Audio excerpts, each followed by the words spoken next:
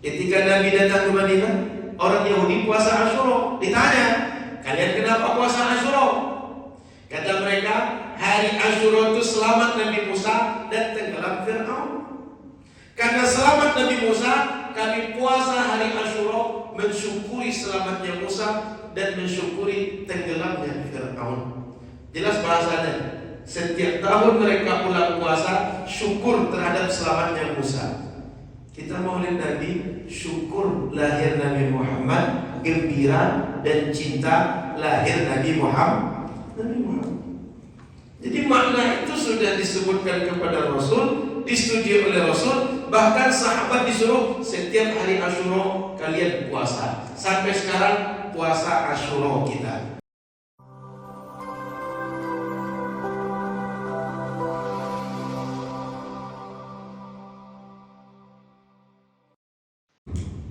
Assalamualaikum warahmatullahi wabarakatuh. Bismillahirrahmanirrahim. Alhamdulillahirabbil alamin. Allahumma shalli wa sallim ala sayyidina Muhammadin nabiyil ummi wa ala alihi wa ashabihi wa man tabi'ahum bi ihsan ila yaumiddin.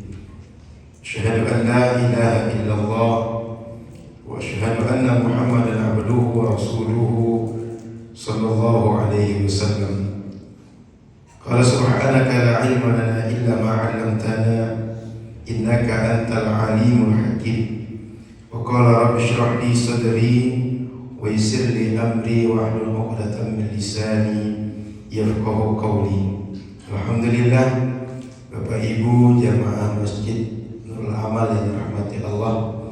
Malam ini kita dimudahkan Allah Subhanahu wa taala salat Isya, kemudian hadir pengajian. Mudah-mudahan setiap bulan rutin kita buat. Insyaallah Ustaz sehat badan, kita datang di pekan kedua Ahad bulan Oktober pekan kedua. Insyaallah di bulan Oktober nanti Ahad pekan kedua kami datang ke Nurul Amal insyaallah. Berarti 2 pekan lagi kan? 2 pekan lagi insyaallah Ahad pekan kedua insyaallah datang lagi ke tempat ini insyaallah. Selawat dan salam kepada Rasulullah sallallahu alaihi wasallam. Semoga kita semua di akhirat berkumpul dengan Nabi Muhammad, mendapatkan syafaat istimewa Nabi Muhammad sallallahu alaihi wasallam. Amin amin ya rabbal alamin. Sebelum masuk kepada tafsir surah Yasin, saya ingin membacakan beberapa hadis yang nanti Bapak Ibu bisa menyimpulkan apa yang dibuat oleh umat Nabi Muhammad sallallahu alaihi wasallam di bulan Rabiul Awal ini. Masih maulid kita di sini? Masih buat maulid? Baik. Saya tidak menyebut tentang maulid, tapi saya ingin membacakan beberapa hadis tentang bagaimana sahabat Nabi kepada Nabi sallallahu alaihi wasallam. Yang pertama, An Ja'far ibni Abdullah ibn al-Hakam anna Khalid ibn al-Walid faqala qala suwatan lahu yawm al-Yarmuk. Khalid bin Walid ketika akan perang Yarmuk tak berjumpa dengan helm yang bisa dipakai untuk perang. Orang heran, ini Khalid kenapa kasak kusuk, macam ada yang dicemaskan dia. Apa yang sedang dipikirkan, apa yang dicari oleh Khalid? Maka para sahabat diminta dia utlubuha, falam yajiduha, tolong cari kopiah saya yang bisa dipakai untuk perang, tapi tak jumpa. Diminta lagi utlubuha, tolong cari lagi, fawajaduha, dapatlah oleh mereka. Fa idza hiya qalal suwatun khilqah ay laysat bijadidah. Peci dan itu, kopiah dan itu bukan barang baru. Jadi untuk apa dicari? Kalau bahasa kita, ini topi hitam ini mungkin 10 tahun dipakai dah. Untuk apa dicari sudah 10 tahun? Bukan beli baru tadi di pasar ujung batu. Faqala Khalid, i'tamara Rasulullah sallallahu alaihi wasallam fahalaqa ra'sahu fabtadara an-nasu jawaniba sya'rihi. Kata Khalid, Nabi dulu umrah, lalu dicukur rambutnya. Ketika rambutnya dicukur, itu para sahabat berkumpul sekeliling beliau menunggu rambut Rasul tadi. Rambut dicukur tadi. Kalau kita rambut itu kan dibuang. Nah, keluar sedikit, Bapak Ibu, kalau ada rambut, kalau ada kuku kita, atau ada apa saja anggota badan kita, sebaiknya dikubur. Termasuk ibu-ibu kalau melahirkan, kan ada kakak bayi itu, hari-hari apa namanya? Hari-hari itu sebaiknya dikubur. Dan tidak mesti dikafani, tidak mesti dimandikan seperti pengurus mayat, tapi dikubur secara berencana. Ini rambut Rasul ini semestinya terbuang saja. Tapi kata sahabat Khalid bin Walid, saat Rasul mencukur rambut tadi, itu sahabat berkumpul sekeliling beliau menunggu rambut Rasul tadi. Lalu apa kata beliau? Fasabaqtuhum ila nasiyatihi faja'altuha fi hadhil qalansuwa. Saya dapat bagian rambut Nabi yang diubun-ubun. Lalu yang dapat tadi saya taruh di kopiah saya pakai untuk perang. Falam usyahidu qitalan wa hiya ma'i illa raziqtun nasr. Kata Khalid, saya selama pakai kopiah yang ada rambut Rasul tadi tidak pernah ikut perang kecuali saya menang dalam perang itu. Jadi yang dicarinya bukan kopiah yang sudah lusuh tadi. Yang dicarinya di dalam itu ada rambut Rasulullah sallallahu alaihi wasallam. Bukan badan Rasul dicari orang, rambut yang mestinya dibuang. Paham maksud saya? Jadi para sahabat ini bekas dari Rasul pun yang mesti dibuang dari Rasul pun mereka kumpulkan dan mereka ambil berkah dengan rambut yang mestinya dibuang. Hadis pertama, saya bacakan hadis kedua. Hadis kedua bercerita Urwah bin Mas'ud. Urwah bin Mas'ud ini dia belum masuk Islam waktu itu. Lalu bercerita tentang bagaimana sahabat Rasul kepada Rasul. Apa kata beliau? Faqala ay qaumun wallahi laqad ufidtu 'ala al-muluki wa ufidtu 'ala Qaisara wa Kisra wan Najashi. Wallahi in ra'aitu malikan qattu yu'azzimu ashabuhu ma yu'azzimu ashabu Muhammadin sallallahu alaihi wasallam Muhammadan.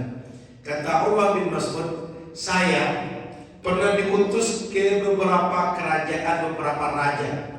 Sudah berjumpa dengan raja-raja hebat. Ada Kisra, ada Kaisar, dan mana-mana raja sudah saya temui. Saya jadi delegasi.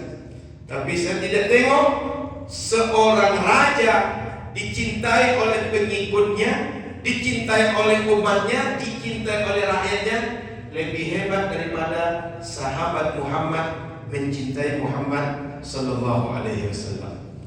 Lalu apa kata dia?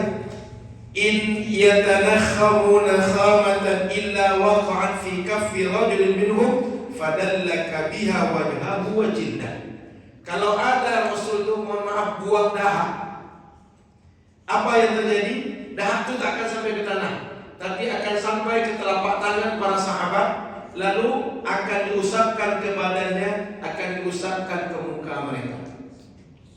Tadi rambut mesti dibuang, sekarang dahak mesti dibuang. Tapi oleh sahabat, dia ambil jadi diusapkan ke badan, diusapkan ke wajah mereka.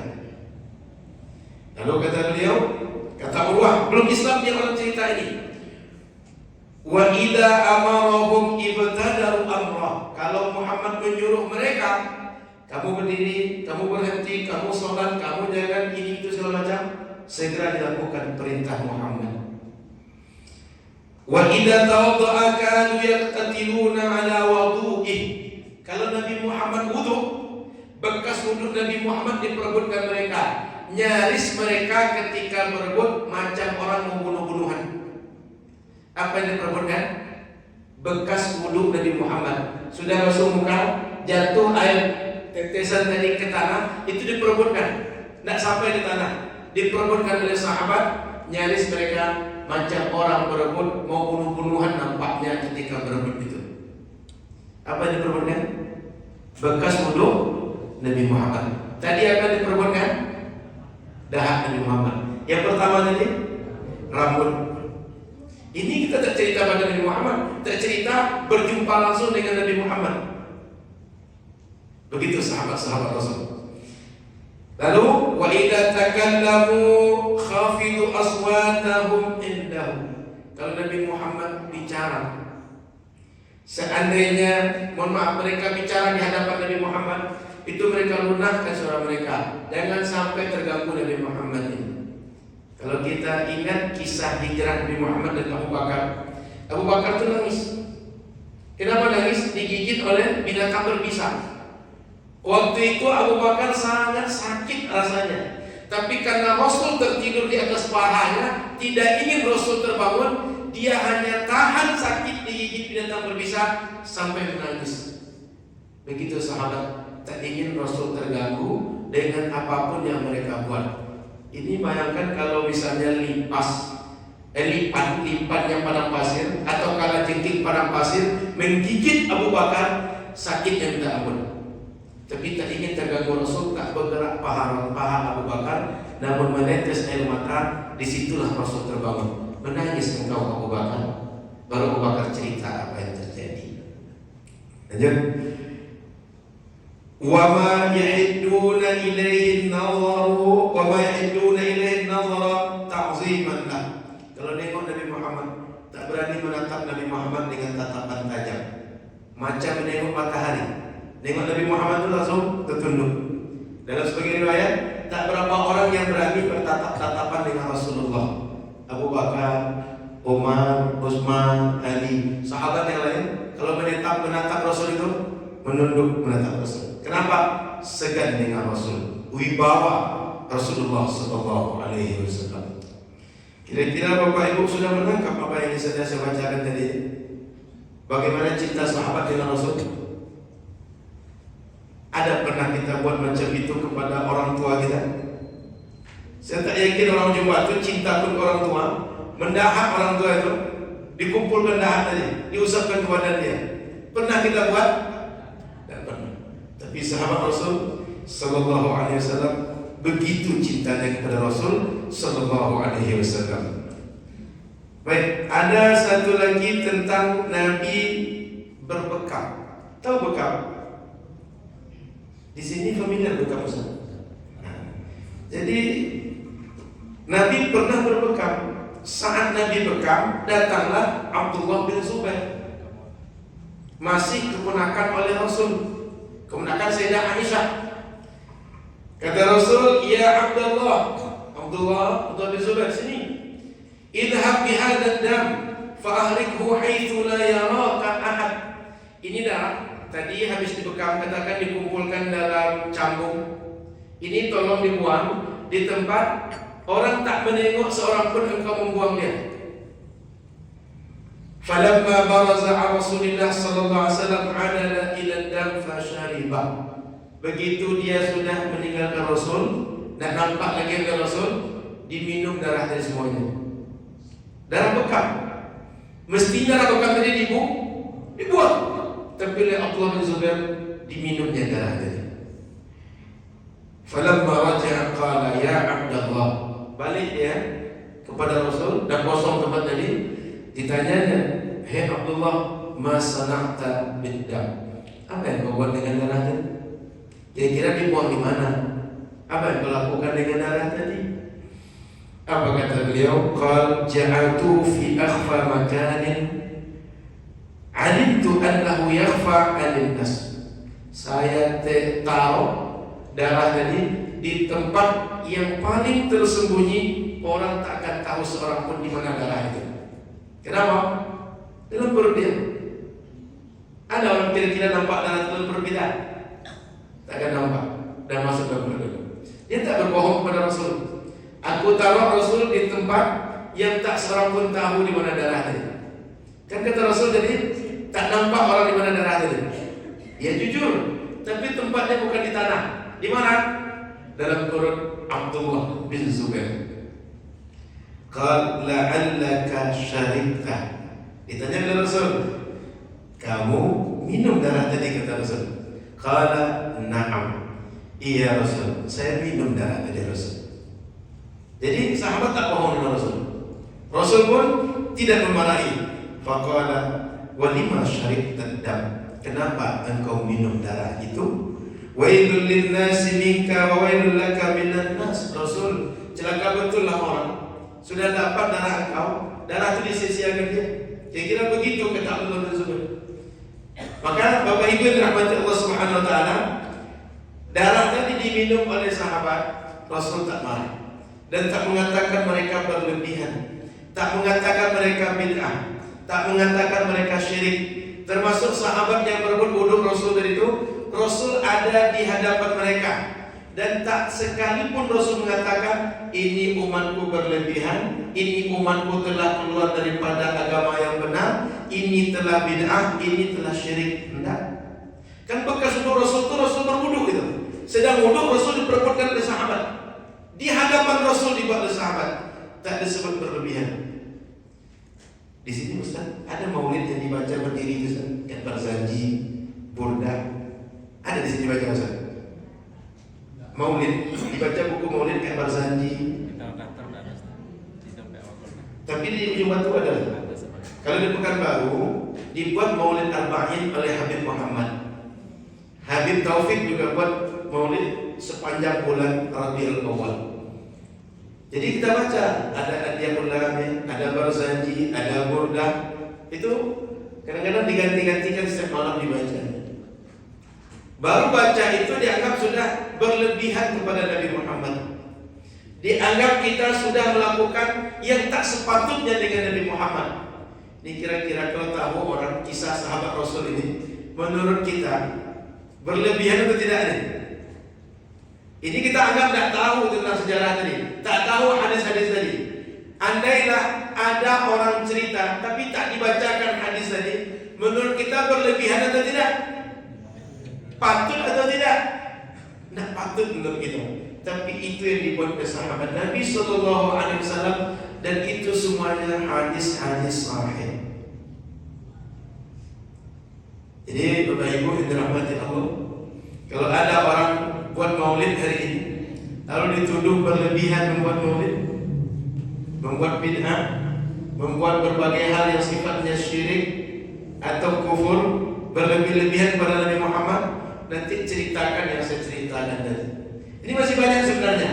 Ada darah Nabi, ada yang Nabi pernah minum di satu tempat bekas minum Nabi itu dipotong lalu disimpan di rumah mereka.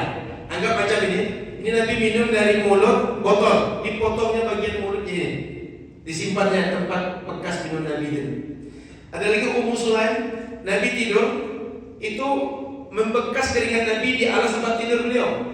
Macam kita ada tikar pandan. Biasanya di kampung tikar pandan. Kalau orang meninggal, nah macam tikar pandan. Rasul misalnya di alas di tikar pandan itu dia tidur, menempel keringat beliau. Oleh Ummu Sulaim diperas keringat tadi, disimpan di rumah beliau, dan itu dimasukkan ke dalam tempat yang terjaga. Kata Ummu Sulaim, ini lebih harum daripada parfum minyak wangi yang mereka punya. Keringat Rasul, darah Rasul, kemudian daham Rasul, kemudian tadi rambut Rasul oleh para sahabat dikumpulkan, disimpan, dan mengambil berkah dengan itu semua. Ini hadis-hadis sahih yang cerita semua. Maka Bapak Ibu dirahmati Allah Subhanahu wa taala, kalau ada orang bilang maulid itu berlebihan, maulid itu tak sesuai dengan sunnah, tak sesuai dengan Quran dan sunnah, Bapak Ibu tak usah ribut dengan orang itu. Mungkin bacanya belum banyak, jalannya mungkin belum jauh, kopinya mungkin kurang pekat, sehingga yang tahu sedikit, sehingga memusuhi yang banyak yang dia tidak tahu. Jadi tak usah ribut kita dengan orang macam itu. Lanjut dia buat maulid. Dia tak maulid, silakan tak buat maulid. Kita lanjut saja buat maulid. Maka Bapak Ibu dirahmati Allah Subhanahu wa taala, saya ingin Bapak Ibu tenang di bulan Rabiul Awal. Tidak risau kalau ada orang menuduh maulid itu bid'ah, menuduh syirik, tak ada dalil. Kalau ada orang bilang tak ada dalil itu perlu Bapak Ibu tahu ada dua dalil, ada yang malfuzah, ada malhuzah. Ada yang lafaznya itu bisa langsung menunjukkan satu hukum, ada yang tidak langsung tapi dipahami dari makna yang tersimpan dalam dalil. Makanya kalau belajar usul fikih itu ada dalalatul alfaz. Dalalatul alfaz semuanya nanti pembagiannya. Nanti ada mafhum muwafaqah, ada mafhum mukhalafah. Banyak pembahasan dalam usul fikih bagaimana kita menyimpulkan hukum dari dalil Quran dan Sunnah. Kalau mau belajar banyak dapat dalil tentang maulid ini. Contoh ayat Quran. Ayat Quran surat Ibrahim ayat 5.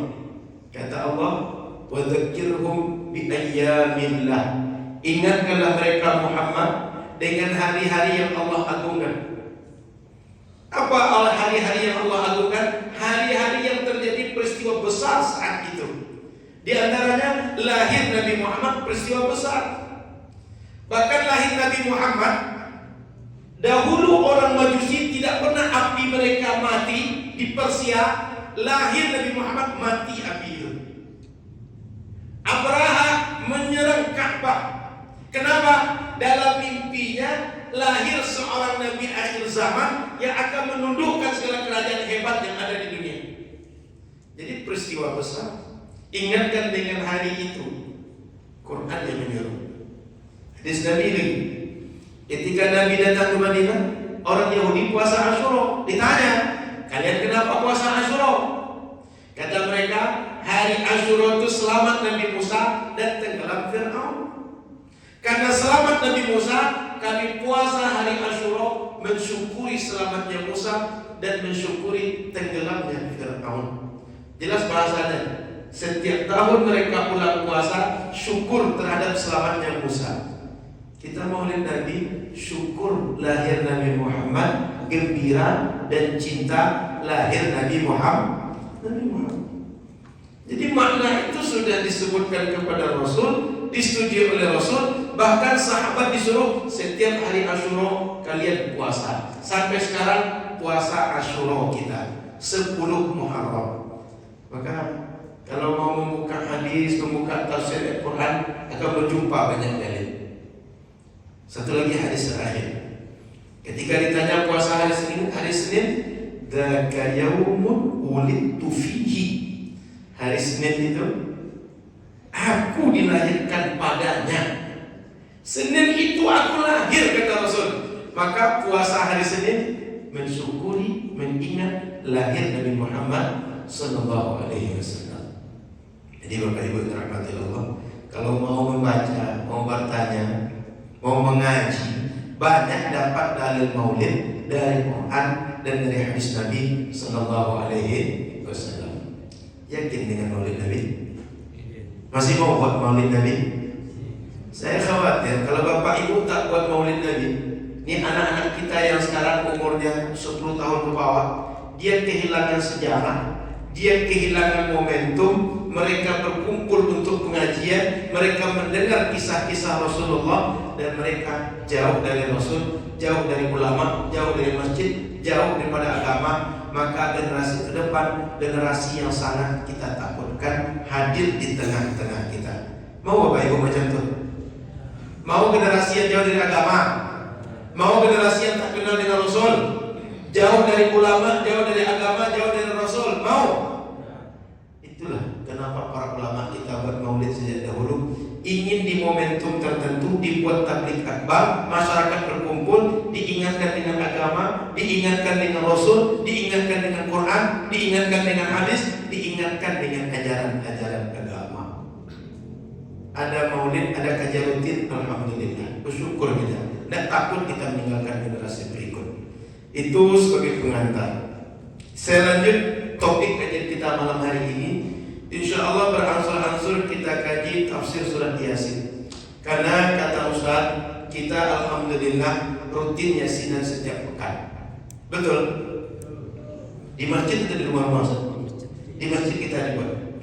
Alhamdulillah setiap hari Kamis malam, Ahad malam kita buat yasinan. Dan boleh jadi Bapak Ibu selalu ikut. Ada yang kadang ikut, kadang tidak. Tapi ingin saya sampaikan adalah Bapak Ibu rahmati Allah subhanahu wa ta'ala, Yasin itu Al-Quran. Sepakat? Yasin itu satu surat di antara surat Al-Quran. Kalau ada orang mengatakan baca Yasin bid'ah, berarti membaca Quran bid'ah. Kan Yasin Al-Quran ya? Yasin itu Al-Quran. Sehingga kalau ada orang bilang bid'ah, berarti baca Al-Quran bertentangan dengan Quran. Quran menyuruh kita banyak-banyak baca Quran. Hadis menyuruh kita banyak-banyak baca Quran. Kalau dibilang bid'ah berarti dilarang kita baca Quran. Mau Bapak Ibu dilarang baca Quran? Tidak mau kan? Baik. Bapak Ibu dirahmati Allah Subhanahu wa taala. Sebelum kita masuk menganalisa makna-makna surat Yasin, saya akan bacakan beberapa hadis tentang Yasin yang disebutkan oleh Rasulullah sallallahu alaihi wasallam. Sebelum itu, Yasin ini kata para ulama ahli tafsir ada 3 pendapat. Satu mengatakan Makkiyah seluruhnya. Seluruh ayatnya dari Yasin sampai akhir ayat Makkiyah, turun sebelum Nabi hijrah.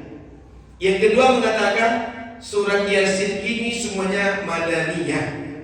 Yang ketiga mengatakan bahwa surat Yasin ini dari awal sampai wa idza qila lahum anfiqu itu adalah surat Makkiyah. Arti 3 pendapat. Kenapa perlu disebutkan ini Ustaz? Orang kalau paham Makkiyah dan Madaniyah, dia paham konteks ayat ini turunnya di mana, dalam keadaan seperti apa. Dan ini berpengaruh terhadap hukum yang disimpulkan daripada turunnya di mana. Makanya para ulama tafsir menyebutkan ada Makkiyah, ada Madaniyah, sebagiannya Makkiyah, sebagiannya Madaniyah. Kita tak sibukkan dengan itu karena bukan bidang kita. Biar ulama tafsir yang membahas itu lebih detail. Kita akan membaca tentang kelebihan surat Yasin. Pertama, kata Rasul sallallahu alaihi wasallam, "Iqra'u Yasin ala mautakum." Bacakan Yasin ala mautakum. Kepada maut. Maut itu orang hidup dan orang mati. Mayit orang hidup dan orang mati. Redaksi yang digunakan Nabi mautakum, kepada orang yang sudah meninggal di antara kalian. Redaksinya jelas. Mautakum, orang yang sudah meninggal di antara kalian. Bukan orang yang muhtabar, orang yang sakaratul maut akan meninggal. Sehingga Imam Al-Qurtubi mengatakan makna atau yang disuruh oleh Rasul kepada orang meninggal, lalu diperluas orang meninggal dan orang yang akan sakaratul maut. Jadi kalau ikut redaksi hadis disuruh bacakan kepada orang yang sudah meninggal. Itulah yang kita buat. Termasuk kalau ada yang meninggal kita buat 3 hari, kita buat 7 hari, atau berapa hari sesuai kesepakatan masyarakat berdasarkan hadis ini. Adapun dibacakan kepada orang yang akan meninggal, itu adalah perluasan dari makna hadis yang mengatakan Yasin dibacakan kepada orang yang meninggal. Paham Bapak Ibu? Jadi Nabi membacakan Yasin kepada siapa? Orang yang sudah meninggal. Lalu diperluas maknanya orang yang sudah meninggal dan orang yang akan meninggal. Sehingga Bapak Ibu jangan risau. Hadis ini hadis sahih. Riwayat Imam At-Tirmizi, bisa jadi hujjah dalam berhukum, bisa jadi argumen dalam berhukum. Makanya para ulama kita sejak dahulu membuat Yasin ini. Siapa di antara kita yang agak senior yang usianya sudah di atas 60 lah katakan yang ada? Tanya ke beliau, Yasin ini baca sejak bapak dulu masih kecil atau baru 5 tahun belakang kita baca? Supaya ini saya katakan pada Bapak Ibu bahwa Yasin tak hanya dibaca 3 tahun belakangan di sini, tak hanya dibaca 5-10 tahun yang lalu, tapi sejak dahulu betul sudah dibacakan Yasin ini. Saya ingin mengatakan itu. Siapa yang gak senior kita? Mohon izin Pak Haji. Waktu Bapak kecil sudah dibacakan Yasin Pak? Kecil beliau sudah dibacakan Yasin ya Pak? Artinya bukan ajaran baru, kita bukan kaget dengan Yasin ini, bukan. Kecil dulu. Mohon maaf, sekarang 70-an ada Pak? 70 tahun sudah dari sekarang itu dibaca terus Yasin. Lalu kenapa hari ini kita ragu? Kenapa kita menjadi bertanya-tanya Yasin itu boleh dibaca atau tidak? Yasin itu bid'ah atau tidak? Ini beliau real membuktikan. Sejak beliau kecil sampai hari ini dibacakan Yasin, ini orangnya masih hidup. Saya yakin Bapak Ibu yang lain mungkin ada orang tuanya lebih senior lagi, tanya ke mereka. Saya yakin sejak kecil beliau sudah dengar di kampungnya, di rumahnya, di sekitar dia, Yasin sudah dibacakan. Betul Pak? Mungkin beliau kalau tanya lagi ke orang tua beliau, akan didapati Yasin sudah dibacakan di masyarakat. Iya Pak? Maka Bapak Ibu rahmati Allah, itu yang pertama. Yang kedua, hadis Rasulullah SAW, "Ma min mayyitin yuqra'u alaihi Yasin illa hawwanallahu alaihi." Tidak ada orang yang meninggal, orang akan meninggal, dibacakan Yasin kepada orang tersebut kecuali Allah mudahkan saat dia akan meninggal itu. Jadi ada orang sudah susah mau meninggal Pak, sudah susah dia mau melepas nyawa dia saat ajal datang. Kita bacakan Yasin, Allah mudahkan dia saat itu pergi ruh dari badan dia. Orang saat sakaratul maut itu keadaannya beragam. Ada yang mudah, ada yang berat, ada yang susah. Dibacakan Yasin, kata Nabi, hawwanallahu alaihi, Allah mudahkan dia saat sakaratul maut. Makanya kata Imam Qurtubi, diperluas dari dibacakan untuk orang yang sudah meninggal menjadi dibacakan juga untuk orang yang sakaratul maut. Ada hadisnya. Saya bacakan hadis yang ketiga. Man qara'a Yasin fi lailatin ibtigha'a wajhillahi ta'ala. Kalau ada orang baca Yasin malam hari mengharapkan pahala dari Allah Subhanahu wa taala, tak mengharapkan yang lain, lillah saja. Allah tengok amalku, Allah pandang aku, Allah kasih pahala, hanya itu saja, tak ada yang lain. Ghafarallahu lahu fi tilkal lailah, Allah ampunkan dosa dia di malam itu. Jadi kalau ada baca Yasin malam Ahad malam, di Ahad malam tadi Allah ampunkan dosa orang yang baca Yasin. Sudah berapa hadisnya? 3. Hadis yang keempat, inna likulli syai'in qalban wa qalbul Qur'ani Yasin wa man qara'a Yasin kataballahu lahu biha qira'atul Qur'ana 10 marrat. Setiap segala sesuatu ada hatinya. Manusia ada hatinya. Quran diibaratkan sebagai hati Al-Quran adalah surat Yasin. Sehingga siapapun orang yang membaca surat Yasin, Allah catat dia telah membaca 10 kali Al-Quran dengan membaca surat Yasin. Bapak Ibu dirahmati Allah, kalau ada orang bilang, itu hadisnya hadis dhaif semua, tak ada yang hadis sahih. Hatta hadis dhaif pun para ulama sepakat, ulama hadis, bahwa hadis dhaif boleh untuk fadailul a'mal. Apa makna fadailul a'mal itu? Boleh untuk motivasi memperbanyak amal. Kenapa kamu mau beramal baca surah Yasin? Karena Yasin kalau dibaca malam hari, Allah ampunkan dosa malam itu. Karena Yasin kalau dibacakan pada orang yang mau meninggal, Allah mudahkan saat dia meninggal. Kalau kita menggunakan argumen untuk motivasi amal, hadis dhaif pun boleh untuk berargumen. Jadi Bapak Ibu, hadis tadi meskipun sebagiannya ada dhaif, sebagiannya ada sahih, sebagiannya ada hasan, Bapak Ibu gunakan sebagai argumen, boleh. Bisa kita berhujjah dengan itu. Bisa kita berargumen, berdalil dengan hadis yang saya bacakan tadi. Jadi Bapak Ibu, saya ulangi, hadis dhaif boleh untuk fadailul amal, boleh untuk sandaran kita, dasar kita, sebagai motivasi memperbanyak amal. Boleh. Hadis yang ke berapa lagi? 4, 5 lagi. Dalam hadis yang kelima, inna fil Qur'ani la suratan tashfa'u liqari'iha wa tughfaru limustami'iha ala wa hiya suratu Yasin. Dalam Al-Quran ada surat, Kalau orang membaca surat tersebut, dia dapat syafaat dari yang dia baca. Dan orang kalau mendengarkan bacaan tadi, orang akan diampunkan karena mendengar bacaan surat Yasin. Cukup 5 menit. Belum baca banyak, tapi saya kira cukup.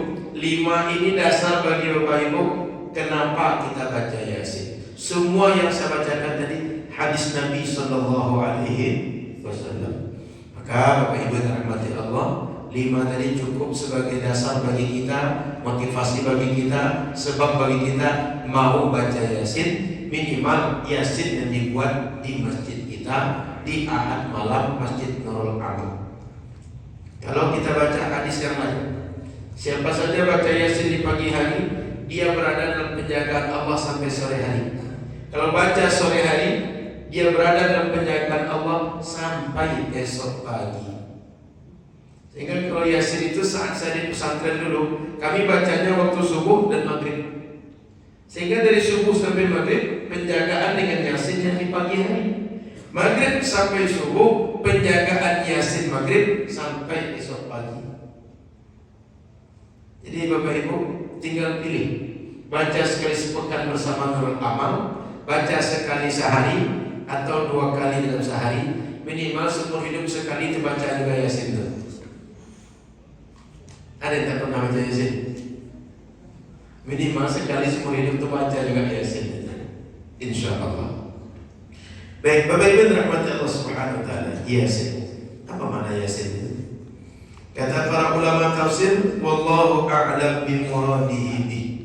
Allah yang Maha tahu apa maksud daripada kata Yasin. Ini satu tafsir. Tapi ada yang menafsirkan bahwa ketika dibacakan Yasin, itu Yasin itu nama Nabi Muhammad Sallallahu Alaihi Wasallam. Makanya ada orang kalau baca Yasin, setelah itu dia berselawat, Yasin Sallallahu Alaihi Muhammad. Kenapa? Yasin itu ditafsirkan nama Nabi Muhammad. Jadi tafsir pertama, Allah yang tahu maksud daripada Yasin. Yang kedua, Yasin itu nama Nabi Muhammad Sallallahu Alaihi Wasallam. Kemudian Bapak Ibu yang dirahmati Allah Subhanahu Wa Taala, ada lagi yang mengatakan bahwa Yasin itu bukan seperti yang dua tadi, tapi katanya ya insan, wahai manusia. Sehingga ada ya Muhammad, ada ya insan, ada wallahu ta'ala a'lam bi muradihi bi. Minimal 3 ditafsirnya. 1, hanya Allah yang tahu maknanya. 2, nama Nabi Muhammad. Yang ketiga, ya insan, wahai manusia. Bapak Ibu dirahmati Allah, kita tidak perlu ribut dan memperdalam makna Yasin ini menurut para ulama tafsir sesungguhnya apa. Karena takkan ada yang bisa memastikan maknanya. Sebab dia harfun muqatta'ah, huruf yang disusun di awal surat yang dia tidak menjadi sebuah kata atau lafaz yang umum dipakai orang Arab. Orang Arab pun payah memahami ini. Sehingga ketika mereka menemukan awal surat ada alif lam mim, ada toha, ada nun dan seterusnya, mereka menganggap ini bukan kalam bashar, bukan kalam manusia. Karena kalau kalam manusia tidak mungkin seperti ini bunyinya. Inilah kalam Allah yang tak bisa manusia membuat seperti ini. Jadi tak ada yang bisa memastikan. Semua makna yang disebutkan para ulama tafsir itu adalah pendapat mereka. Menurut mereka ini makna yang cocok. Baik, wal Qur'anil Hakim, demi Al-Quran. Al-Quran yang bagaimana? Al-Hakim, yang isinya hikmah, yang isinya bijak, banyak isinya, yang menceritakan berbagai keajaiban, menceritakan berbagai keindahan, menceritakan berbagai hal yang sesuai dengan keadaan kita dan membuat kita senang membacanya, termotivasi beramal, takut kepada Allah, ingat kepada akhirat. Quran itu adalah kalam yang hebat. Maka wal Qur'anil Hakim al-muhkamu bi ajibin nazari wa badi'il ma'ani. Semua lafaznya kalau dikaji, makin dikaji dengan ilmu apapun, makin banyak ilmu yang didapatkan. Makna-maknanya mengantarkan kita mengenal bagaimana Allah, bagaimana makhluk ciptaan Allah, dan bagaimana kita mesti mendekat kepada Allah Subhanahu wa ta'ala. Jadi ayat ini menunjukkan, mengajarkan kepada kita kehebatan Al-Quran yang Allah turunkan kepada kita. Maka Bapak Ibu dirahmati Allah Subhanahu wa ta'ala, kalam Allah tidak sama dengan kalam siapapun. Sehingga ketika Allah berfirman, semua kalam tidak ada yang sebanding dengan kalam Allah. Itu hebatnya, baik lafaznya, baik maknanya. Tak ada yang sehebat kalam Allah. Orang Arab di zaman Nabi Muhammad diutus, itu mereka orang yang paling hebat sastra Arab, paling pandai buat syair, paling pandai membuat kata-kata indah. Tapi begitu datang Quran, mereka akui redaksi Quran yang paling indah dalam mengungkapkan kalam Allah kepada manusia. Nah, ada orang Arab yang bisa sehebat itu merangkai. Satu ayatnya mereka tak bisa membuat yang sama dengan Quran. Maka Quran ini kitab yang hebat, baik lafaznya, baik maknanya. Innaka laminal mursalin. Innaka laminal mursalin. Innaka, engkau wahai Muhammad, laminal mursalin, betul-betul seorang rasul. Kenapa Quran mengatakan itu? Dulu orang kafir mengatakan lasta mursala, engkau Muhammad bukan seorang rasul. Quran menjawab innaka laminal mursalin. Bapak Ibu mungkin pernah dengar cerita ketika Nabi Muhammad pertama berdakwah terang-terangan. Dipanggil oleh Nabi Muhammad orang-orang Makkah berkumpul di Bukit Sofa. Ketika datang Bukit Sofa, datanglah orang-orang Makkah, di antaranya Abu Lahab. Nabi Muhammad tanya, wahai orang Makkah, kalau aku sampaikan dari balik Bukit Sofa ini ada pasukan yang datang menuju kita, akan menyerang kita, kalian percaya dengan aku atau tidak? Percaya kami dengan engkau Muhammad. Kami tak pernah mendapati engkau bohong selama ini Muhammad. Kami sebut engkau Al-Amin. Lalu kata Nabi Muhammad, kalau kalian percaya, inni nadhirun lakum, aku ingin kasih tahu sama kalian, aku ini seorang pemberi peringatan untuk kalian. Aku ini seorang Rasul. Apa kata Abu Lahab? Tabban laka ya Muhammad, ani hadza jama'tana.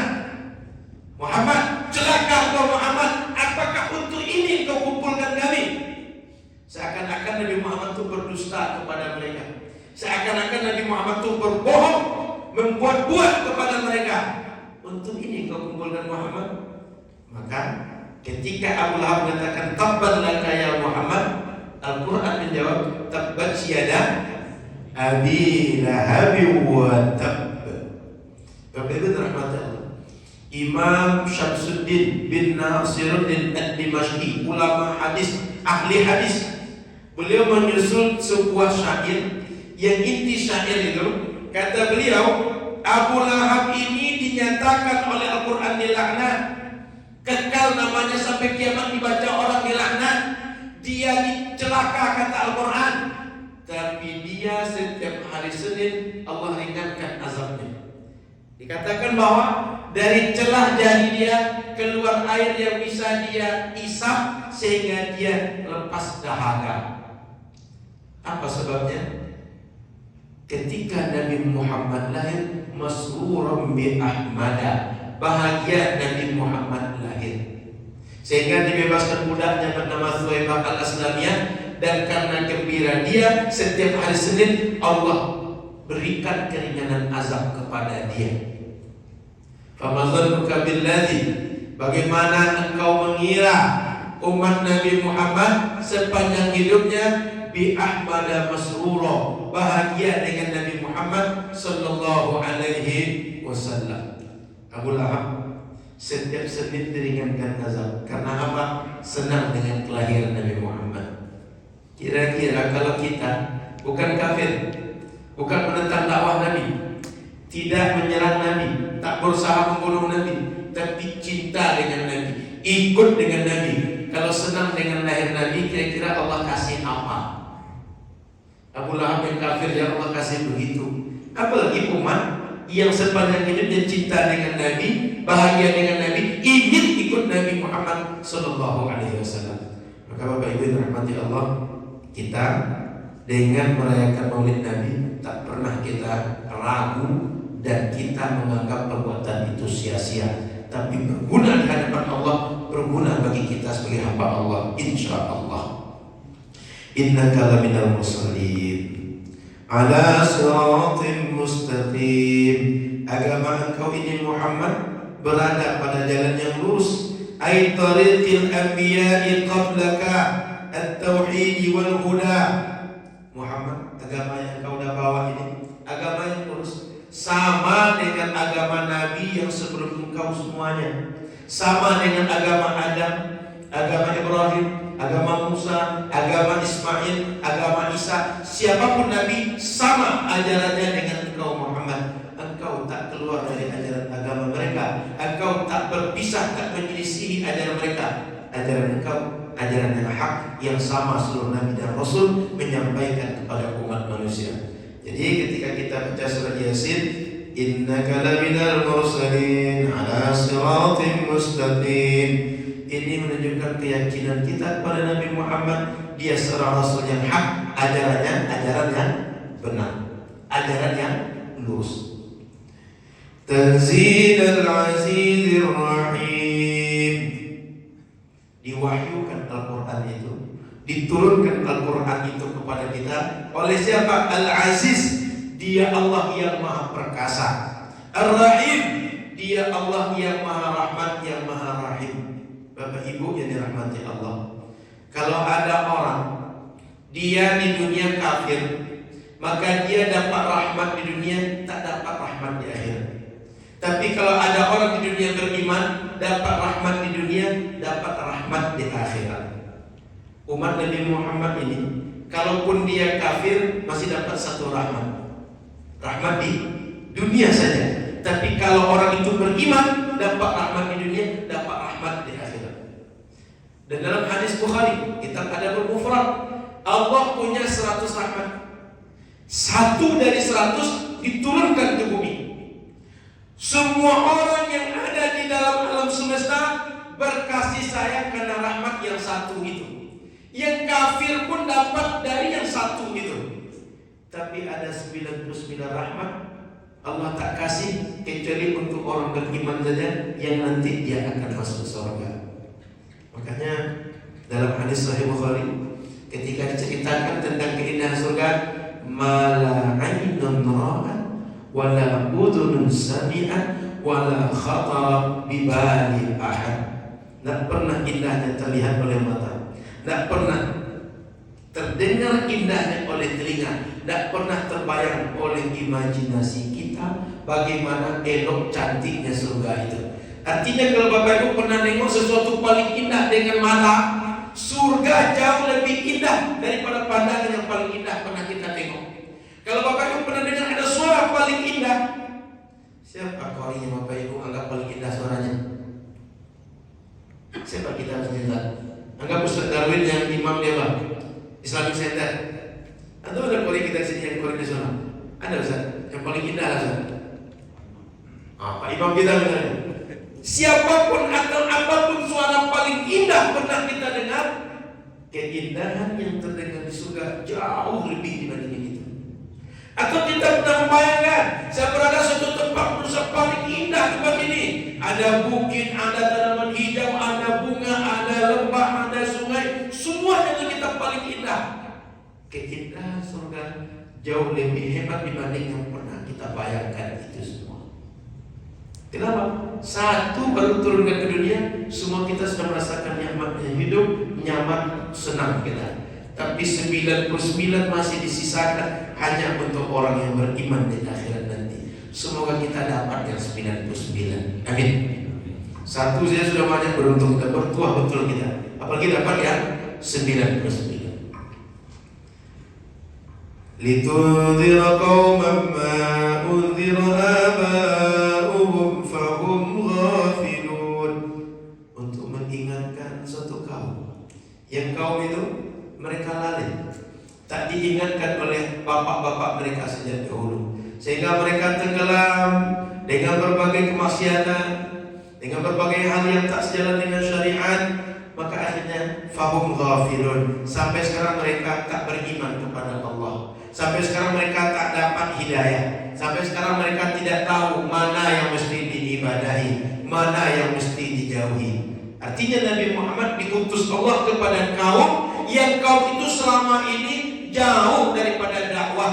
Kaum itu selama ini tak kenal dengan tauhid, tak kenal dengan hidayah. Dikirim Nabi Muhammad sebab hidayah bagi mereka, sehingga mereka dapat hidayah dengan Nabi Muhammad sallallahu alaihi wasallam. Maka Bapak Ibu, ketika Nabi datang ke Makkah, masyarakat Makkah itu masyarakat fatratil wahyi, atau masyarakat yang waktu itu belum ada wahyu di masa mereka. Terakhir Nabi datang ke Makkah, ke suku Quraisy, itu Nabi Ismail. Nabi Ismail itu jauh jalannya dengan Nabi Muhammad, sehingga mereka tidak kenal syariat sejak Nabi Ismail sampai Nabi Muhammad. Maka ada pembahasan bagaimana nasib orang tua Nabi. Kata kawan-kawan kita yang salafi, kedua orang tua Nabi masuk neraka. Pernah dengar? Pernah dengar itu? Orang tua Nabi masuk neraka. Saya tanya Bapak Ibu, kalau ada orang bilang bapak kamu masuk neraka, mak kamu masuk neraka, Bapak Ibu terima atau tidak? Anggaplah kita bapak kita itu tak pernah sholat seumur hidup, tapi dibilang orang bapak kamu masuk neraka, mau kita terima? Saya, kalau masih dibilang ke saya, itu marah saya. Kalau saya dibilang bapak engkau masuk neraka, kata dia, meskipun bapak saya tak pernah sholat, ada yang seumur hidup tak pernah sholat, tak pernah berbuat soleh, hanya berbuat maksiat, tahu saya itu, dibilang itu ke saya, marah saya. Bayangkan Nabi Muhammad yang dikatakan orang tuanya masuk neraka. Oh Ustaz, ini dalilnya hadis sahih Muslim. Kita tinggal tanya, dalil itu kan tidak ada sahih Muslim, ada ayat Quran. Kata ayat Quran surah Al-Isra misalnya, wa ma kunna mu'adzibina hatta nab'atha fihim rasula. Kami tidak akan azab suatu kaum, suatu kelompok masyarakat sampai kami utus kepada mereka seorang rasul. Sudah ada rasul di kaum mereka, lalu mereka kufur kepada Allah, baru diazab. Tapi kalau belum diutus rasul sehingga mereka kufur, Allah tidak akan azab kelompok masyarakat yang belum diutus rasul kepada mereka. Pertanyaan saya, Nabi Muhammad emaknya meninggal saat Nabi umur berapa?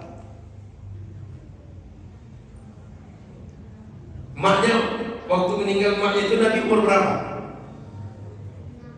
6 tahun ya? 6 tahun. Nabi Muhammad menjadi Nabi umur berapa? 40. Sepakat? Artinya belum menjadi Nabi, belum menjadi Rasul, emaknya sudah. Berarti belum ada wahyu, emaknya sudah meninggal. Paham dalam saya ini? Belum diturunkan wahyu, belum dijelaskan syariat, emak Nabi sudah meninggal. Apa kata Quran? Kami tidak akan mengazab satu kaum, tak akan mengazab seseorang sampai kepada orang itu, kepada kaum itu kami kirim seorang rasul. Lalu setelah kami kirim seorang rasul, kalau seandainya dia kufur berdiazab. Tapi kalau dia tak kufur, kalau dia kufur tak ada rasul, Allah tidak akan azab orang seperti itu. Mak Nabi Muhammad hidup dan meninggal di saat belum ada Nabi dan Rasul, belum ada wahyu sampai kepada mereka. Kira-kira lah kalau diadu ayat Quran dengan hadis Nabi, ini anggap kita bodoh-bodohan. Quran diadu dengan hadis Nabi, kan tidak mungkin Quran diadu dengan hadis Nabi kan? Kalau diadu ayat Quran dengan hadis Nabi, Bapak Ibu ikut ayat Quran atau hadis Nabi? Ini bodoh-bodohan aja. Karena pun tak patut Quran diadu dengan hadis Nabi, karena hadis Nabi itu wahyu juga, Quran wahyu juga. Kalaulah kita bodoh-bodohan, kita akan katakan ikut Quran, tidak ikut hadis Nabi. Tapi perlu diingat Bapak Ibu, di dalam kaidah ilmu hadis, kata Al-Khatib Al-Baghdadi, apabila sebuah hadis, sebuah riwayat bertentangan dengan riwayat lain yang lebih kuat daripadanya, atau ada sebuah hadis diriwayatkan oleh seorang thiqah, hadisnya valid, diterima periwayatan dia, tapi bertentangan dengan periwayat yang lebih kuat daripada dia, maka hadis tadi tak diamalkan, dianggap syaz. Bukan hadis tadi palsu, bukan hadis tadi tidak sahih, sahih, cuma tak diamalkan. Yang diamalkan yang mana? Yang lebih kuat daripadanya, yang periwayatnya lebih thiqah daripada periwayat yang tadi pandangan dia berbeda dengan yang lebih kuat. Jadi hadis Muslim yang dipakai oleh kawan-kawan Wahabi itu sahih, boleh untuk dipegang, tapi syaz, bukan untuk diamalkan. Cukup untuk diketahui, tapi bukan untuk diamalkan. Paham Bapak Ibu? Maka kalau ada orang bilang dengan hadis sahih, ada hadis sahih yang lain, ada ayat Quran yang lain, dan kita berpegang dengan dalil yang lebih kuat daripada dalil yang mereka anggap kuat itu. Sehingga mayoritas ulama mengatakan orang tua Nabi mereka semuanya selamat. Masa anaknya bisa menjadi syafaat bagi kita, bagi mak bapak kita bisa jadi syafaat? Ngerti nalarnya? Ada kita ini punya hubungan dengan Nabi ini. Ada yang di sini Habib di sini. Ada yang syarif, yang syarifah. Dan kita di Melayu menyebutnya itu Nabi itu syarif dan syarifah ya. Ada yang syarif syarifah di sini. Semua kita ini tidak punya nasab darah dengan Nabi, tapi di akhirat bisa masuk surga tanpa hisab. Tapi mak bapak Nabi masuk neraka, masuk neraka. Paham maksud saya? Kita yang tak ada hubungan dengan Nabi bisa masuk surga tanpa hisab, atau hatta sampai masuk neraka, tapi masih ada iman dalam hati dengan syafaat Nabi Muhammad, akan keluar juga dari neraka, masuk surga orang seperti itu. Tapi mak bapak Nabi darinya Nabi lahir dia masuk neraka, masuk nalar kita, dan masuk nalar kita. Makanya Bapak Ibu yang dirahmati Allah Subhanahu Wa Taala, jika kita bisa selamat karena Nabi Muhammad, mak bapaknya lebih patut untuk selamat dengan Nabi Muhammad Sallallahu Alaihi Wasallam. Makanya ketika ada Al-Quran, wa taqallubuka fis sajidin, para ulama mengartikan Muhammad, engkau ini turun-temurun dari ayah, dari datuk, dari cicit ke atas, orang-orang semuanya ahli sujud, bukan orang kafir. Jika ahli sujud berhak masuk surga.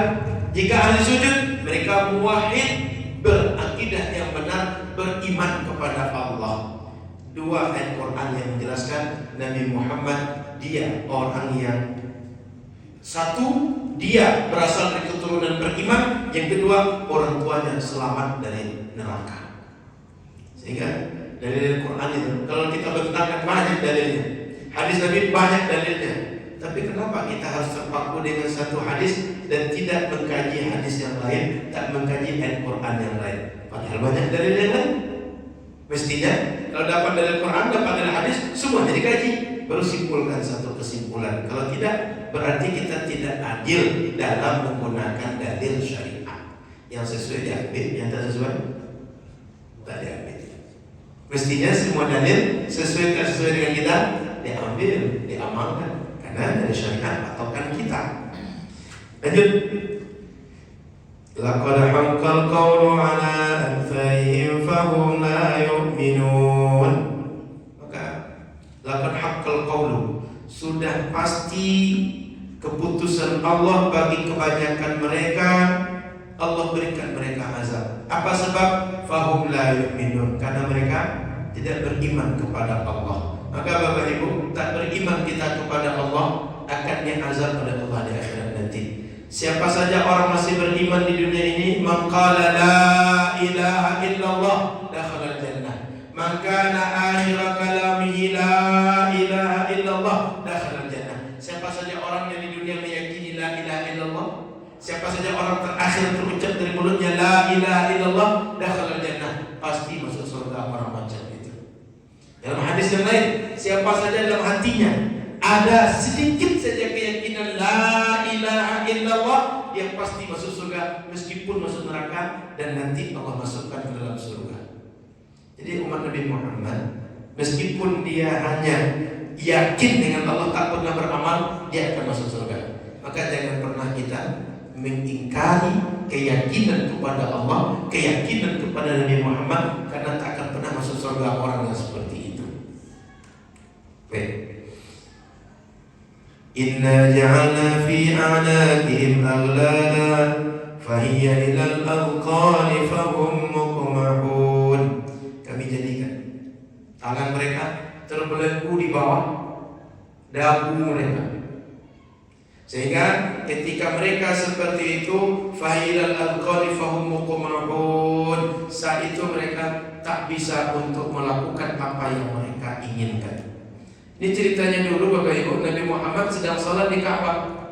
Maka datanglah Abu Lahab, datanglah beberapa orang yang kata mereka, aku akan lempar Muhammad, aku akan tusuk Muhammad, aku akan hancurkan Muhammad. Tapi setiap kali mereka ambil batu mau melempar Nabi, batu tadi tertahan di bawah dagu mereka dan tangan mereka lengket dengan batu, sehingga setiap kali melempar itu tak berhasil dilempar. Dan kita bisa gini lah batu tuh, ambil batu lempar, tapi batu tadi yang ada di tangan mereka, beberapa orang mencoba untuk melempar Muhammad, mencoba menimpakan kepada Muhammad, tapi batu tadi dibawa ke leher mereka dan menempel di sini. Tak seorang pun berhasil. Dalam tafsir ceritakan bahwa di antara orang itu adalah dia Abu Lahab, Abu Jahal. Itu di antara orang yang melemparkan kepada Rasulullah SAW, tapi tak seorang pun yang berhasil untuk melakukan itu kepada Nabi Muhammad SAW. Ada lagi orang yang lain mengatakan yang melakukan itu adalah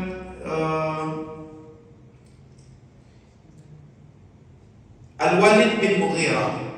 Al-Walid bin Mughirah, kemudian Abu Jahal, semuanya mencoba untuk melempar kepada Nabi Muhammad, tapi tak seorang pun yang bisa untuk melempar Nabi Muhammad. Jadi Nabi Muhammad itu dijaga oleh Allah, dijaga di dunia, dijaga di akhirat. Tak seorang pun bisa mencelakai Nabi Muhammad Sallallahu Alaihi Wasallam. Kita kalau tak baca tafsir tak tahu sejarahnya. Yang kita tahu cuma tangan mereka terbelenggu ke bawah dagu mereka. Tapi siapa yang dimaksudkan? Orang-orang yang bermaksud mencelakai Nabi Muhammad, membunuh Nabi Muhammad Sallallahu Alaihi Wasallam. وَجَعَلْنَا مِنْ بَيْنِ أَيْدِيهِمْ سَدًّا وَمِنْ خَلْفِهِمْ سَدًّا فَأَغْشَيْنَاهُمْ فَهُمْ لَا يُبْصِرُونَ.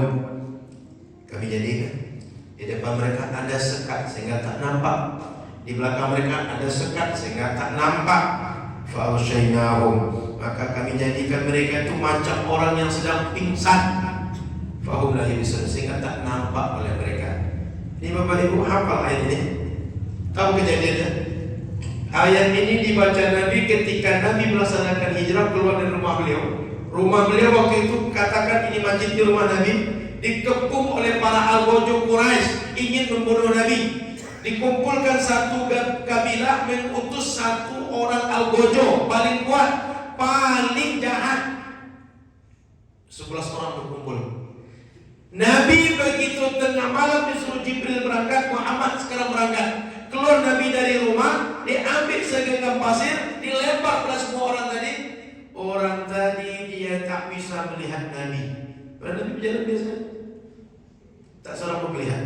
Mereka itu bangun, menengok, tapi tak nampak Nabi Muhammad. Kenapa tak nampak Nabi Muhammad? Baina aydihim sadda. Di depan mereka ada sekat, ada penghalang. Tengok ke belakang, ada penghalang. Sehingga menengok kemanapun tak ada yang nampak. Sehingga Nabi Muhammad lolos dari pandangan semua orang tadi. Selamat Nabi Muhammad sampai ke Gua Thur, lalu lanjut ke Madinah. Tak seorang pun bisa menangkap Nabi Muhammad. Padahal orang-orang Al-Gojo hebat semua. Orang terbiasa begadang semua. Tak biasa mereka begadang itu kalah. Tapi begitu malam itu Nabi Muhammad lewat, tak seorang pun nampak Nabi Muhammad SAW. Tapi yang 11 orang. Kan bisa saja mereka sip-sipan bangun, tapi semuanya bangun tak lihat Nabi Muhammad. Itu tandanya wallahu ya'simuka ya Muhammad. Allah menjagamu Muhammad. Tak seorang pun di antara mereka tengok, tak sadar, tak tahu Nabi Muhammad lewat di hadapan mereka, sehingga mereka bisa menangkap Nabi Muhammad sallallahu alaihi wasallam. وسواء عليهم أأنذرتهم أم لم تنذرهم لا يؤمنون. Sama saja Muhammad, engkau kasih peringatan atau tidak engkau kasih peringatan, orang-orang yang kita ceritakan tadi, kaum yang tadi mereka tidak dikasih peringatan, lalu mereka tak beriman kepada Allah. Muhammad, mereka itu engkau kasih peringatan atau tidak engkau kasih peringatan, sama saja Muhammad, tidak manfaat bagi mereka keimanan. Kenapa? Hati mereka sudah dikunci mati oleh Allah. Maka Bapak Ibu, kita berdoa kepada Allah, jangan sampai hati kita ditutup mati oleh Allah dari hidayah. Sehingga sering kita berdoa, ya muqallibal qulub, tsabbit qulubana ala dinika wa ala mahabbatika wa ala mahabbati rasulik. Ya Allah, tetapkan hati kami atas agamamu, cinta kepadamu, cinta kepada Rasulmu. Jangan sampai hati berbolak-balik, lalu dia berbolak-balik, dia kemudian meninggalkan Allah, lupa kepada Allah, meninggalkan agama. Jadi kita berdoa, mudah-mudahan hati kita dijaga oleh Allah Subhanahu wa taala agar tetap beriman, sehingga dakwah, pendidikan, azan, salat, zikir, ajaran agama, peringatan apapun bermanfaat untuk kita, dan hati kita selalu rindu kepada kebaikan, selalu rindu kepada zikir, rindu kepada ajaran agama, dan respon untuk melaksanakan ajaran agama. Mau hati kita ditutup oleh Allah? Ada yang mau? Jangan sampai ditutup oleh Allah. Karena kalau sudah tutup, sawa'un alaihim a'anzartahum am lam tundirhum. Sama saja. Mau diingatkan atau tak diingatkan, tak akan berpengaruh. Mau diajari, tak diajarkan, tak berpengaruh. Mau dibawa ke masjid, tak dibawa ke masjid, tak berpengaruh. Mau dikasih apapun untuk membuat dia dapat hidayah, tak akan berpengaruh. Jangan sampai kita macam orang seperti itu. Lanjut. إنما تنذر من اتبع الذكر وخشي الرحمن بالغيب.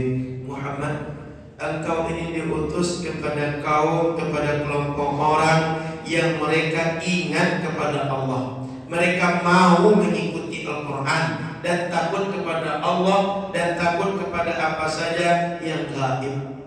Jadi Nabi Muhammad ini diutus kepada siapa? Orang-orang yang menerima Al-Quran, orang-orang yang mau takut kepada Allah. Maka umat Nabi Muhammad ada dua, Bapak Ibu. Ada umat yang menerima dakwah, ada umat yang tak menerima dakwah. Manusia sejak Nabi Muhammad diutus sampai akhir zaman, umat Nabi Muhammad semua. Saya ulang, semua orang sejak Nabi Muhammad diutus sampai kiamat umat Nabi Muhammad. Kalau bukan umat Nabi Muhammad, kira-kira umat siapa? Apa pertanyaan saya? Semua manusia sejak Nabi Muhammad diutus, semuanya umat Nabi Muhammad. Tidak ada yang tidak umat Nabi Muhammad. Tapi ada dua kelompok, mengikut Nabi Muhammad, yang kedua tak mengikut Nabi Muhammad. Yang mengikut ini dia, yang bersyahadat asyhadu an la ilaha illallah wa asyhadu anna Muhammad Rasulullah. Yang tak mengikut itu semua yang tak bersyahadat. Sehingga kalau ada orang komunis, katakan sekarang, umat siapa orang komunis itu? Umat siapa? Umat Nabi Muhammad. Tidak ada manusia sejak Nabi Muhammad diutus sampai akhir zaman kecuali umat beliau.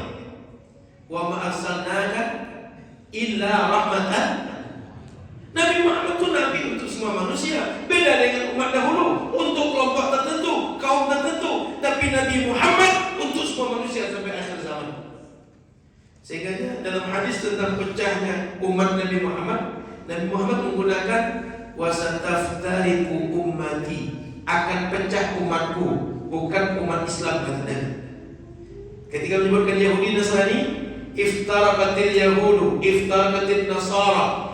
Agama Yahudi, agama Nasrani akan pecah sekian kelompok. Tapi begitu menyebutkan umat Nabi Muhammad, umatku yang pecah, bukan umat Islam yang pecah. Tapi ummati, sataftariqu ummati, akan pecah umatku menjadi sekian golongan. Semuanya di neraka, kecuali satu yang masuk surga. Siapa yang satu masuk surga itu? Umat yang ikut dakwah Nabi Muhammad. Mereka yang bersyahadat asyhadu an la ilaha illallah wa asyhadu anna Muhammad Rasulullah, semuanya akan masuk surga. Tapi yang tak bersyahadat semuanya akan masuk neraka. Kira-kira manusia hidup dunia ini berapa miliar sekarang? Semua yang hidup dunia saat ini berapa miliar? Ada 10 miliar. Semua orang, baik muslim dan muslim semuanya, ada 10 miliar. Lebih kurang apa? Anggap yang Islam cuma 2 miliar. Yang 2 miliar itulah kata Nabi yang mereka masuk surga. Yang selainnya tak masuk surga. Kenapa? Tak beriman dengan Allah, tak beriman dengan Rasul. Maka siapapun umat Nabi Muhammad masih beriman, dia masuk surga. Sehingga kata Imam Abu Hasan Al-Asy'ari, Imam Ahlus Sunnah, Ishhadu alayya, muridku, saksikanlah oleh kalian aku ini la ukaffiru ala ahada. Aku tidak mengkafirkan siapapun min ahli kiblah, orang yang masih mau sholat menghadap kiblat. Artinya umat Nabi Muhammad yang masih beriman, aku tidak akan kafirkan siapapun mereka. Adapun perbedaan-perbedaan kita semua, fa innahum yushiruna ila ma'budin wahidin. Semua kita ini masih menginginkan ibadah kepada Allah yang satu. Wa innama ikhtilaful ibarat. Tapi di antara kita terjadi perbedaan dalam cara mengungkapkan bagaimana beribadah kepada Allah. Jadi Imam Ahlus Sunnah, mereka sudah menafikan, mengkafirkan siapapun yang berbeda dengan beliau. Selama masih beribadah menghadap kiblat yang sama dengan kita, mereka umat Nabi Muhammad tidak kafir. Yang di luar itu baru mereka orang kafir. Jadi Bapak Ibu, tidak boleh kita hukumi kafir orang yang masih Islam.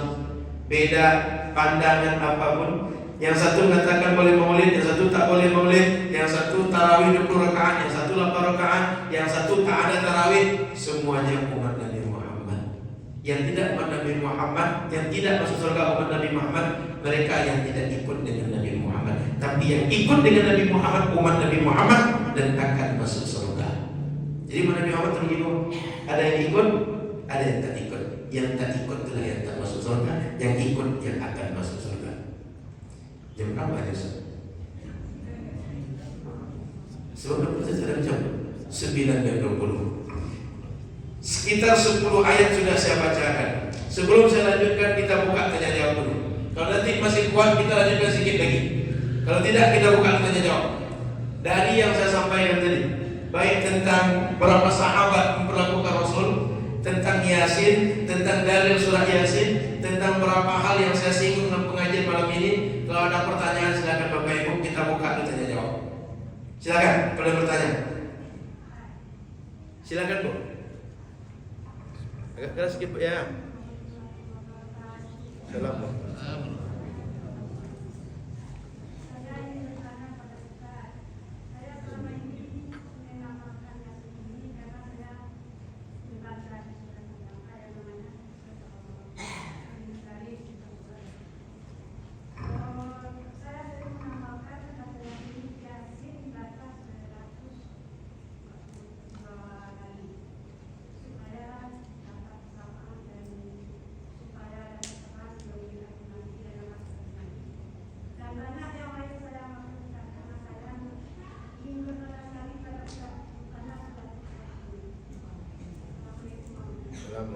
Jadi Ibu baca Yasin 142.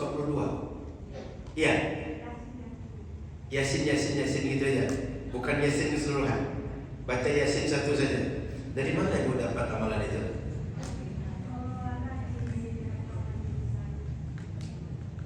Jadi begini, Bapak Ibu dirahmati Allah Subhanahu wa taala. Ketika kita mendapat satu amalan berasal dari guru kita.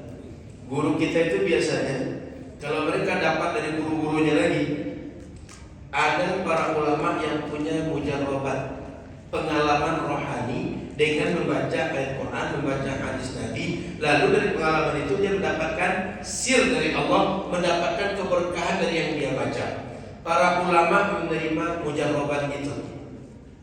Artinya, baca Yasin sekian kali Allah akan bukakan, mudahkan urusan kita. Baca Yasin saja, bukan satu surat. 142 kali kita akan dapat syafaat Nabi Muhammad. jika ibu dapat dari guru ibu dan guru itu memang dia seorang yang saleh yang patut untuk diikut, itu boleh untuk ibu amalkan. Mungkin itu mujarrabat, pengalaman orang saleh. Di hadis gak jumpa seperti itu, tapi boleh jadi mujarrabat, pengalaman orang saleh yang pengalaman itu terbukti bahwa apa yang selama ini diamalkan lalu nampak buahnya. Jadi kalau nanti Bapak Ibu dapat zikir, dapat hizib, dapat wirid, dapat apa saja amalan-amalan dari para guru kita, lalu ini berdasarkan pengalaman mereka, dengan pengalaman mereka dibaca sekian kali, maka dapat ini, dapat itu boleh untuk kita amalkan. Dari mana dasarnya? Mujarrabat para ulama, pengalaman para ulama. Itu berdasarkan husnuzon kita, baik sangka kita bahwa yang diamalkan ini adalah berbuah seperti yang beliau sampaikan kepada kita. Tapi kalau misalnya ibu tak ada dasar, tak diajarkan oleh guru, pandai-pandai ibu saja, sebaiknya jangan ibu amalkan. Tapi bila ada guru yang mengajarkan, ada guru tarikan ibu, ada guru suluh ibu, ada guru mengaji ibu yang mengajarkan, boleh ibu amalkan yang seperti itu. Paham? Wallahu a'lam. Karena banyak orang solehnya Allah kasih umat ini umat mulham, Allah kasihkan ilham kepada mereka. Banyak umat ini dikasihkan ilham sehingga ilmu itu dia berikan oleh Allah langsung kepada hati mereka, diilhamkan kepada hati mereka. Cukup Bu? Baik.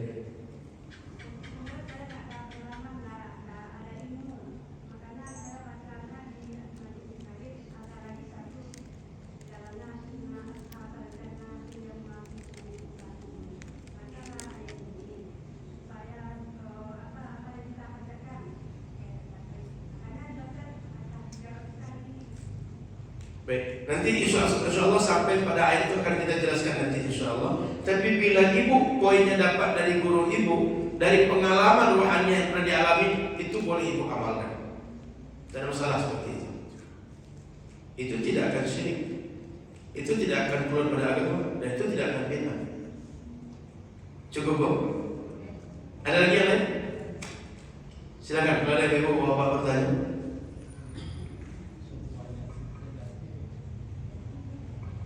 Ada lagi pertanyaan? Silakan Pak. Assalamualaikum warahmatullahi wabarakatuh. Waalaikumsalam warahmatullahi wabarakatuh. Tadi itu surat Yasin Pak, kita bisa membacakan untuk orang yang telah meninggal, Iya Pak. yang kurang akan sekaratul maut. Baik Pak. Kita ada juga melihat Pak, kita orang membacakan surat Yasin ini di kuburan Pak. Apa itu boleh? Sudah Pak.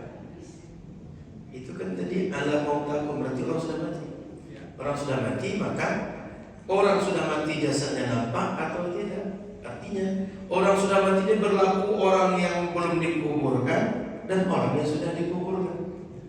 Sehingga Yasin ini bila kita bacakan di depan kuburan, tak kita niatkan otomatis pahala untuk dia. Tapi kalau kita tak depan kuburan orang itu, kita mengaji di sini, tak kita niatkan Allahumma ausil tawaba ma qara'tuhu min surati Yasin ila fulan, maka tak menjadi hadiah untuk orang tadi. Sehingga kalau kita baca Yasin biasanya di sebelum baca Yasin kita baca Fatihah. Fatihah itu tawassul. Fatihah itu kita bermaksud, ya Allah, Yasin yang kami baca ini tolong sampaikan kepada arwah orang tua kami, guru kami, kerabat kami, anak kami, adik kami, tetangga kami, siapa saja yang kami kenal di antara kami yang sudah mendahului kami, tolong ya Allah berikan manfaat Yasin untuk mereka. Jadi gitu Pak. Maksudnya di depan kubur dia? Ya. Boleh? Boleh dibacakan itu. Jadi kalau dibacakan depan kuburnya tidak perlu lagi diniatkan seperti tadi, otomatis untuk dia.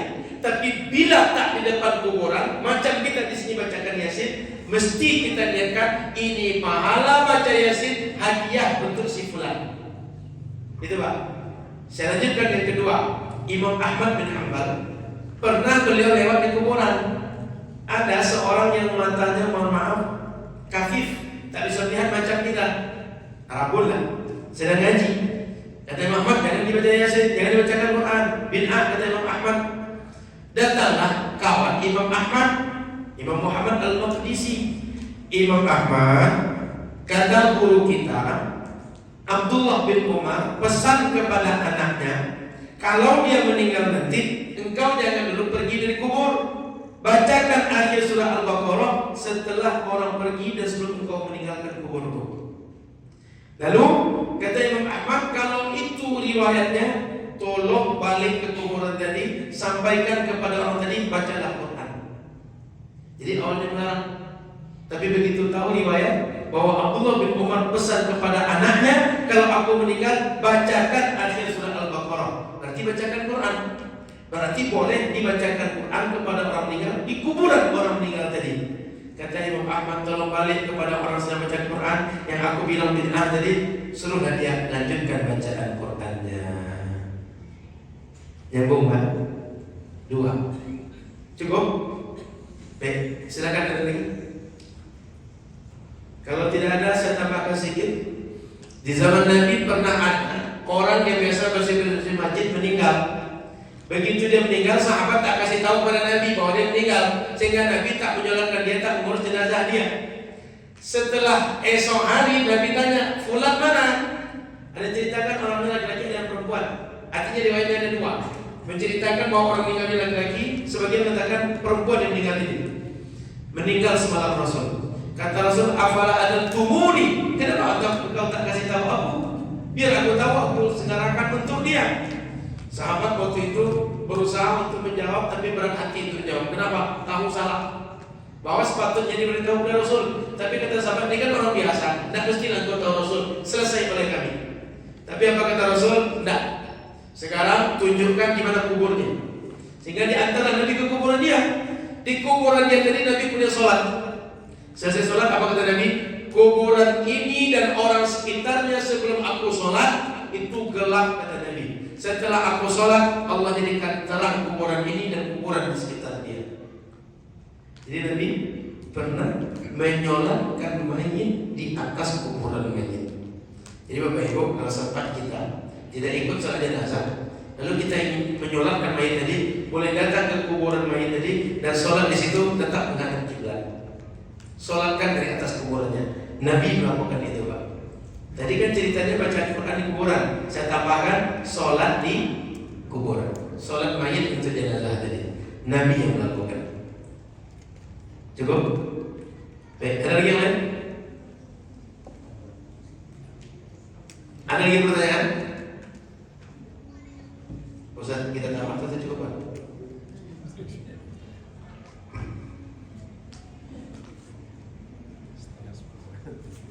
Cukup? Baik. Ada pertanyaan lagi? Ada pertanyaan kita jawab, kita tutup majelis kita. Jadi Bapak Ibu yang dirahmati Allah Subhanahu wa taala, bila kita bertanya tentang hal-hal yang terkait kematian, baca Quran, lalu kita bertahlil, banyak sekali dalilnya. Beransur-ansur insyaallah sambil membaca Yasin, membaca tafsir Yasin, akan kita bacakan dalil itu sedikit-sedikit insyaallah. Tadi sebagian sudah saya bacakan, ansur-ansur. Nanti kita bacakan lagi dalil yang lain. Sehingga sampai sekarang Bapak Ibu yang dirahmati Allah Subhanahu wa taala, amalan Yasin yang kita baca di Masjid Nurul Amal, itu Nurul Amal saja. Nur, cahaya, amal adalah amal. Terus kita buat, mudah-mudahan ini menjadi sebab turunnya rahmat, dirahmati kita yang hidup, dirahmati keluarga kita yang sudah meninggal, dan Allah berikan manfaat dari bacaan Yasin kita untuk yang hidup dan untuk yang sudah meninggal insyaallah. Bapak Ibu jangan ragu dan jangan takut bahwa itu salah. Jangan takut bahwa itu menyelisihi agama dan sesuai dengan syariat. Kalau ada orang bilang nanti Ustaz, boleh baca Yasin tapi sendiri, tak boleh sama-sama. Pertanyaannya, kenapa tak boleh sama-sama, kok boleh sendiri? Aturannya dari mana? Ada tak syariat mengatur boleh sendiri, tak boleh sama-sama? Kalau tidak ada berarti orang tadi buat-buat. Kalau buat-buat itulah yang bid'ah itu. Membuat hukum sendiri. Syariat tak buat hukum, dia buat hukum. Yang buat hukum itulah yang membuat bid'ah. Jadi Bapak Ibu rahmati Allah, kalau ada orang bilang boleh baca Yasin tapi sendiri, tak boleh sama-sama, tanya balik kenapa tak boleh? Ngerti? Jadi Bapak Ibu rahmati Allah Subhanahu wa taala, atau Atau nanti dibalasnya, Rasul tak pernah buat macam itu. Dari mana kau tahu Rasul tak pernah buat macam itu? Adamul wujudan la yalzamu adamul wuqu'.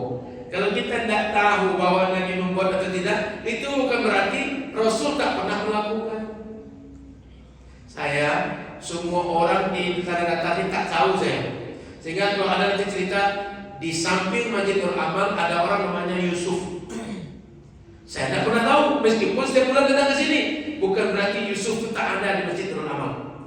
Ngerti? Bahwa dalil, saya nggak tahu dalil itu. Tidak tahu saya terhadap dalil bukan berarti dalil itu tak ada. Saya yang tak tahu. Ngerti? Semua macam Yusuf tadi. Dekat Nurul Amal ada orang namanya Yusuf. Saya tidak pernah tahu. Saya tidak pernah diberitahu. Saya tidak pernah bertanya. Sehingga kata saya, mana pula ada Nurul Amal itu Yusuf? Dan 100 kali saya ke situ tak pernah berjumpa dengan Yusuf, tak pernah menyebut namanya Yusuf. Bukan Yusuf tak ada. Saya yang tak tahu bahwa Yusuf itu ada. Ngerti ya Pak Ibu?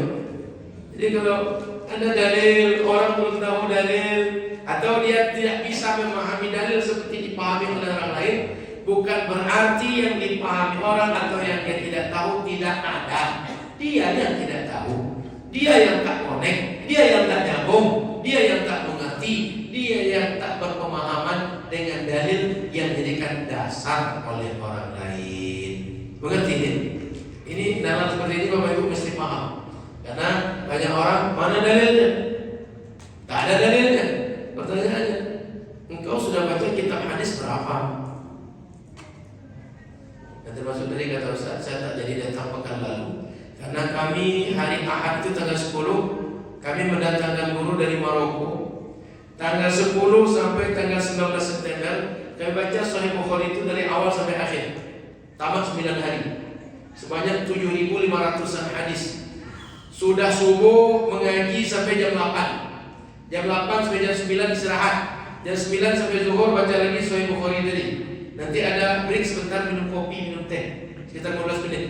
Sudah zuhur baca lagi sampai jam setengah 2. Belakangnya kami tambah sampai jam 2. Jam 2 sampai asar istirahat. Sudah asar baca lagi Sahih Bukhari. Sudah maghrib sampai isya istirahat. Sudah isya baca lagi sampai jam setengah 11, kadang jam 11 malam. 9 hari kami baca. Dari sudah subuh sampai jam 11 malam kadang-kadang saya. Pertanyaannya, Tuhan yang mengatakan tak ada dalil itu sudah pernah baca Sahih Bukhari atau belum? Tak usahlah baca Muwatta Imam Malik.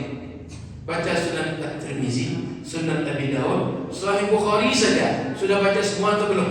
Kami sudah 7.500 lebih hadis itu baca semuanya. Datang Syekh dari Mesir, dari Maroko, beliau ulama hadis, datuknya, pamannya, bapaknya ulama hadis semuanya. Terkenal di kalangan para ulama hadis, keluarganya para ahli hadis. Sadah Umariyah orang menyebutnya. Nama yang datang itu Syekh Abdul Mun'im bin Siddiq Al-Ghumari. Sekarang masih di Jawa. Sekitar 9 hari di Jawa. Tanggal 29 insyaAllah balik ke Maroko. 10 hari di Pekanbaru baca Sahih Bukhari. Hari 11 baru berangkat ke Medan. Kami berkunjung ke Besilam. Ada pernah ke Besilam? Berkunjung ke Mursyid ke-13 Tuan Guru Dr. Zikmal Fuad MA. Dan berkunjung ke makam Syekh Abdul Wahab Rokat. Rokat orang kita kan? Berkunjung ke makam beliau. Lalu baru kami ke Medan. Di Medan ada Tabligh Akbar. Esoknya baru berangkat ke Jakarta. Saya hantar sampai ke Medan, sampai dilepas dari Medan ke Jakarta. Jadi itu sebabnya saya akan datang di pekan yang lalu. InsyaAllah hari Ahad pekan ke-2 bulan Oktober saya datang. Kita lanjutkan Yasin ini sampai tamat InsyaAllah. Setelah tamat kita cari lagi tema yang berikutnya untuk mengaji di hari Ahad malam ba'da Isya InsyaAllah. Saya kira karena cukup kata saya Mak. InsyaAllah kita sambung di bulan akan datang. Masih banyak yang bisa kita kaji. Mudah-mudahan kita menjadi manfaat. Allahumma anfa'na ma 'allamtana wa 'allimna ma yanfa'una. Rabbana zidna 'ilma wa alhiqna bis salihin. Rabbana atina fid dunya hasanah wa fil akhirati hasanah wa qina 'adzabannar. Subhanallah wa bihamdika asyhadu an la ilaha illa anta astaghfiruka wa atubu ilaika. Assalamualaikum warahmatullahi wabarakatuh.